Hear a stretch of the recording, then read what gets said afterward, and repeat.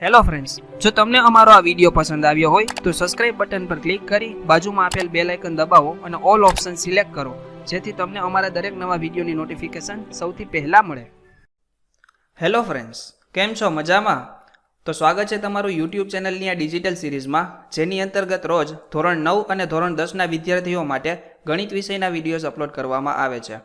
તો આજે આપણે જોઈશું ધોરણ 10ના ગણિત વિષયનું ચેપ્ટર નંબર 4 દ્વિઘાત સમીકરણ. તો આ છે આ ચેપ્ટરનો ભાગ નંબર 2. ભાગ નંબર 1માં આપણે આ ચેપ્ટરની પ્રસ્તાવના જોઈ લીધેલી છે. તો આજે આપણે આ પાર્ટ નંબર 2ની અંદર જોઈશું ઉદાહરણો. આ ઉપરાંત આપણી આ જે ડિજિટલ સિરીઝ છે તેમાં આપણે ધોરણ 10ના ઘણા બધા ચેપ્ટરના સોલ્યુશન પણ જોઈ લીધેલા છે, જેવા કે બહુપદીઓ, દ્વિચલ સુરેખ સમીકરણ, ત્રિકોણ, યામ ભૂમિતિ, આંકડાશાસ્ત્ર, સંભાવના જેવા ઘણા બધા ચેપ્ટરના સોલ્યુશન જોઈ લીધેલા છે. તો આ દરેકે દરેક ચેપ્ટરના સોલ્યુશનની લિંક મેં નીચે ડિસ્ક્રિપ્શન બોક્સમાં આપેલી છે, ત્યાંથી તમે દરેક ચેપ્ટરના સોલ્યુશન જોઈ શકશો. આ ઉપરાંત આપણી આ જે ડિજિટલ સિરીઝ છે તેના દરેક વિડીયોની લિંકની તમારે જો PDF મેળવી હોય તો ટેલિગ્રામ ઉપર તમે માત્ર એજ્યુ ઓન ક્લાસીસ એવું સર્ચ કરશો તો પણ તમને અમારી ચેનલ મળી જશે, ત્યાંથી તમે દરેક ચેપ્ટરના સોલ્યુશનની PDF મેળવી શકશો. તો ચાલો જોઈએ આ ચેપ્ટરના ઉદાહરણો. તો જુઓ, ઉદાહરણ 1ની રકમ આપેલી છે. નીચે આપેલ સ્થિતિને ગાણિતિક રીતે વ્યક્ત કરો. બરાબર, તમને અહીંયા આ ઉદાહરણમાં 2 દાખલાઓ આપેલા છે. જે પૈકીના પહેલા દાખલામાં તમને એવું કહ્યું છે કે જોન અને જીવંતી પાસે કુલ 45 લખોટીઓ છે. કેટલી છે? 45, 45 લખોટીઓ.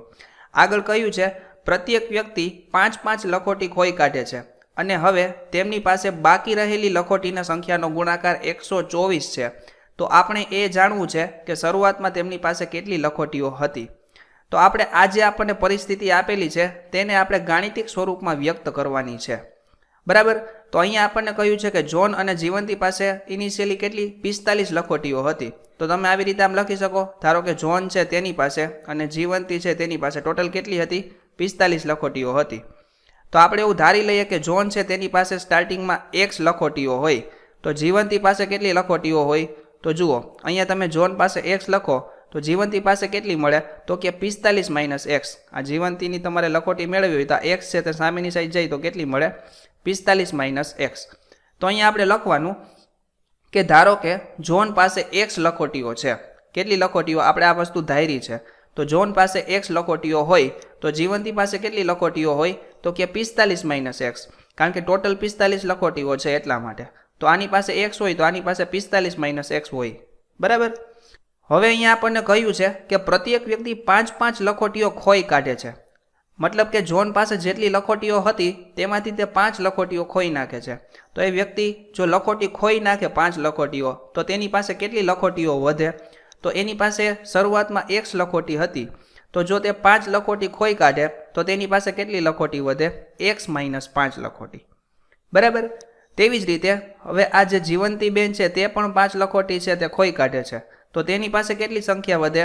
તો તેની પાસે 45 - x લખોટી શરૂઆતમાં હતી, તેમાંથી તે 5 લખોટી ખોઈ કાઢે તો 45 - x અને તેમાંથી આપણે 5 બાદ કરીએ તો 45 - 5 કરીએ તો કેટલા મળે? 40. તો 40 - x લખોટી તેની પાસે વધશે. બરાબર, હવે અહીંયા આગળ કહ્યું છે કે તેમની પાસે બાકી રહેલી લખોટીની સંખ્યાનો ગુણાકાર કેટલો છે? 124 છે. તો મતલબ કે જોન પાસે બાકી રહેલી કેટલી સંખ્યા છે? x - 5 અને જીવંતી પાસે કેટલી બાકી રહેલી સંખ્યા છે? 40 - x. તો આ બંનેનો ગુણાકાર આપણને કેટલો આપ્યો છે? 124. તો અહીંયા આપણે લખવાનું કે આથી તેમનો ગુણાકાર કેટલો થશે? તો કે x - 5 અને 40 - x તેના બરાબર કેટલા થશે? 124. બરાબર, તો હવે આપણે આ બંને કાઉન્સ છે તેનું સાદું રૂપ આપવાનું. આ બંને કાઉન્સને આપણે ઓપન કરી નાખવાના. તો પહેલા આ જે x છે તે 40 સાથે ગુણાશે, ત્યારબાદ આ x છે તે બીજા x સાથે ગુણાશે. તો કઈ રીતનું પદ મળે? તો જુઓ, પહેલાં તમે આ x ને આ 40 સાથે ગુણો એટલે 40x. ત્યારબાદ આ x કેવા છે? કાંઈ ના હોય તો આગળ પ્લસ હોય ને, તો પ્લસ અને આ માઇનસ છે તેની સાથે ગુણાકાર, મતલબ કે વધતે ઓછે ઓછા. ત્યારબાદ x × x એટલે x નો વર્ગ. ત્યારબાદ આ 5 છે તેને હવે આપણે પહેલાં 40 સાથે ગુણવાના અને ત્યારબાદ આ x સાથે ગુણવાના. તો આ માઇનસ છે અને આ પ્લસ છે, તો ઓછે વધતે ઓછા. ત્યારબાદ 5 × 40 એટલે 200.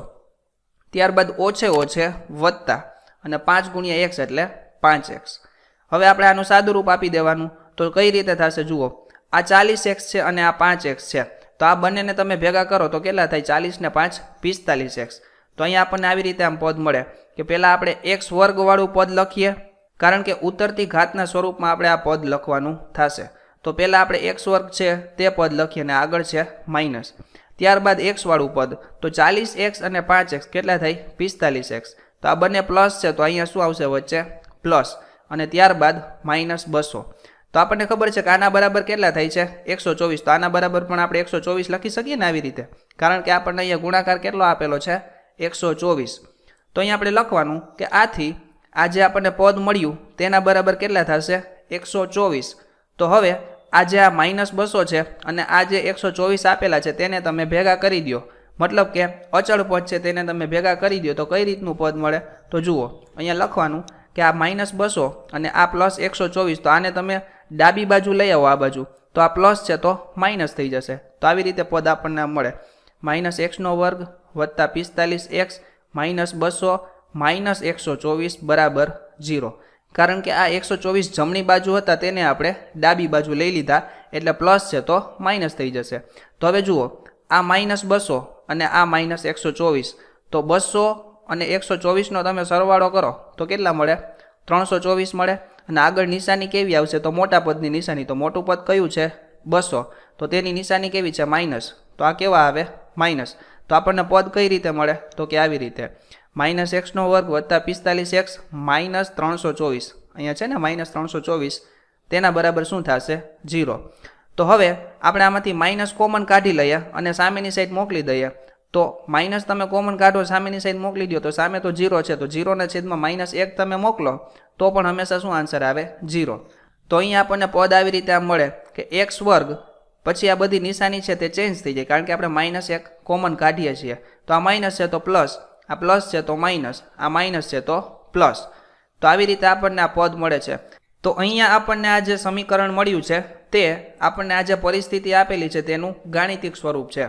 તો અહીંયા આપણે આગળ કેટલી લખોટીઓ તેની પાસે હતી તે મેળવવાનું નથી. અહીંયા તો આપણને માત્ર આ ગાણિતિક સ્થિતિ આપેલી છે તેને આપણે વર્ણવવાની છે. તો આ વસ્તુ આપણે અહીંયા વ્યક્ત કરી દીધી. તો અહીંયા લખવાનું કે આથી જોન પાસે લખોટીની સંખ્યા દ્વિઘાત સમીકરણ, અહીંયા આપણને આ જે સમીકરણ આપ્યું છે, અહીંયા આપણને જે સમીકરણ મળ્યું તેનું સમાધાન કરે છે. તો આ રીતે તમે આ ઉદાહરણને સોલ્વ કરી શકશો. ત્યારબાદ જોઈએ આ પહેલા જ ઉદાહરણની અંદર બીજો દાખલો. તો બીજા દાખલાની રકમ આપેલી છે કે એક કુટીર ઉદ્યોગ એક દિવસમાં કેટલાક રમકડા બનાવે છે. તેમાં કહ્યું છે કે પ્રત્યેક રમકડું બનાવવાનો ખર્ચ રૂપિયામાં 55 માંથી એક દિવસમાં ઉત્પાદિત થતા રમકડાની સંખ્યા બાદ કરીએ તેટલો છે. તો આપણે ધારી લઈએ કે ધારો કે કોઈ કુટીર ઉદ્યોગ છે તેમાં એક દિવસમાં x રમકડા બને છે, બરાબર. હવે અહીંયા કહ્યું છે કે પ્રત્યેક રમકડું બનાવવાનો ખર્ચ 55 માંથી એક દિવસમાં ઉત્પાદિત થતા રમકડાની સંખ્યા બાદ કરીએ તેટલો છે. તો આપણને અહીંયા શું મળે? તો કે પ્રત્યેક રમકડા બનાવવાનો ખર્ચ તો કેટલો થશે? તો જુઓ અહીંયા આપણને 55 માંથી અમુક સંખ્યા બાદ કરવાની કહી છે. તો 55 માંથી કઈ સંખ્યા બાદ કરવાની? તો કે એક દિવસમાં જેટલા રમકડા બનાવે તેટલી સંખ્યા આપણે બાદ કરીએ તો એક રમકડું બને તેનો ખર્ચ આપણને મળે છે. તો આપણને ખ્યાલ છે કે એક દિવસમાં ધારો કે x રમકડા બનતા હોય તો એક રમકડું બને તેનો ખર્ચ કેટલો થાય? તો કે 55 - x, બરાબર. તો આપણને આ મળ્યું પ્રત્યેક રમકડું બનાવવાનો ખર્ચ. હવે અહીંયા આપણને કહ્યું છે કે કોઈ એક ચોક્કસ દિવસે ઉત્પાદન ખર્ચ 750 રૂપિયા છે.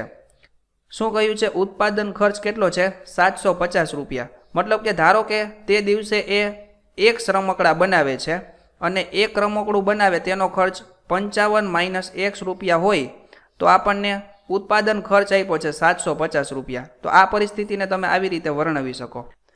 આ વસ્તુને આપણે એક નાનકડા ઉદાહરણ દ્વારા સમજીએ તો ધારો કે તમે એક દિવસમાં કોઈ 10 રમકડા બનાવે છે, એક ફેક્ટરી એવું માની લો.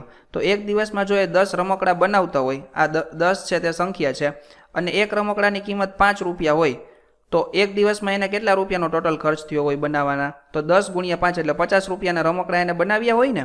તો આ જ વસ્તુ આપણને અહીંયા કહી છે કે એક દિવસમાં 750 રમકડા બનાવે છે, 750 રૂપિયાના રમકડા. તો આ આટલા રમકડા છે એટલે કે આ સંખ્યા છે અને આ શું છે? રૂપિયા છે. તો સંખ્યા અને રૂપિયા બંનેનો ગુણાકાર કરો તો કેટલા થાય છે? 750 રૂપિયા. તો આ વસ્તુ જો તમે સમજી ગયા હશો તો આ વસ્તુ તમને સરળતાથી સમજાઈ જશે. તો અહીંયા લખવાનું કે આથી તે દિવસનો રમકડા બનાવવાનો કુલ ખર્ચ કેટલો છે, તો કે x ગુણ્યા 55 માઇનસ x.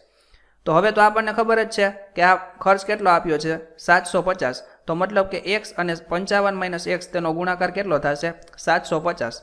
તો અહીંયા લખવાનું કે x ગુણ્યા 55 માઇનસ x બરાબર 750. તો હવે આપણે આ x ને આ કૌંસની અંદર ગુણી દઈએ તો આપણને પદ આવી રીતે મળે કે x ગુણ્યા 55 એટલે 55x ઓછા x ગુણ્યા x એટલે x નો વર્ગ બરાબર 750. તો હવે આપણને આ જે પદ મળ્યું તેને આપણે વ્યાપક સ્વરૂપ અથવા પ્રમાણિત સ્વરૂપમાં લખીએ તો આપણને પદ કંઈક આવી રીતે આમ મળે. મતલબ કે વર્ગવાળું પદ છે એટલે કે મોટી ઘાતવાળું પદ તે સૌથી આગળ, ત્યારબાદ તેના કરતાં ઓછી ઘાતવાળું પદ, અને આ અચળ પદ છે તેને આપણે ડાબી બાજુ લઈએ તો આવી રીતે આપણને પદ મળે કે માઇનસ એક્સનો વર્ગ, ત્યારબાદ આ 55x છે કાંઈ ના હોય તો આગળ પ્લસ તો હોય જ ને, એટલે કે વત્તા 55x અને આ 750 પ્લસ છે. હવે આ ડાબી બાજુ આવશે તો માઇનસ થઈ જશે, તો અહીંયા આવશે માઇનસ 750 બરાબર 0. હવે આપણે આગળના દાખલામાં જોયું હતું તેવી જ રીતે આપણે માઇનસ 1 ને આમાંથી કોમન કાઢી લઈએ તો આ બધી જે જગ્યાએ માઇનસ છે ત્યાં પ્લસ થઈ જશે અને પ્લસ છે ત્યાં માઇનસ થઈ જશે. તો આપણને આવી રીતે આમ મળે કે x વર્ગ માઇનસ 55x વત્તા 750 બરાબર 0. તો અહીંયા લખવાનું કે આથી નિશ્ચિત દિવસે ઉત્પાદિત રમકડાની સંખ્યા આ દ્વિઘાત સમીકરણ આપણને જે મળ્યું તેનું સમાધાન કરે છે. તો અહીંયા આપણને આ પરિસ્થિતિની ગાણિતિક અભિવ્યક્તિ કરવાની કહી હતી તે તમે આવી રીતે કરી શકો છો. તો આશા છે કે આ બંને ઉદાહરણ તમને સમજાઈ ગયા હશે. તો આવી જ રીતે દરેક પ્રકારના દાખલાનું ડિજિટલી સોલ્યુશન મેળવવા માટે જરૂરથી સબસ્ક્રાઇબ કરો આ યુટ્યુબ ચેનલને, જેથી દરેક નવા વિડીયોની નોટિફિકેશન તમારા સુધી સૌથી પહેલાં પહોંચે. Thank you.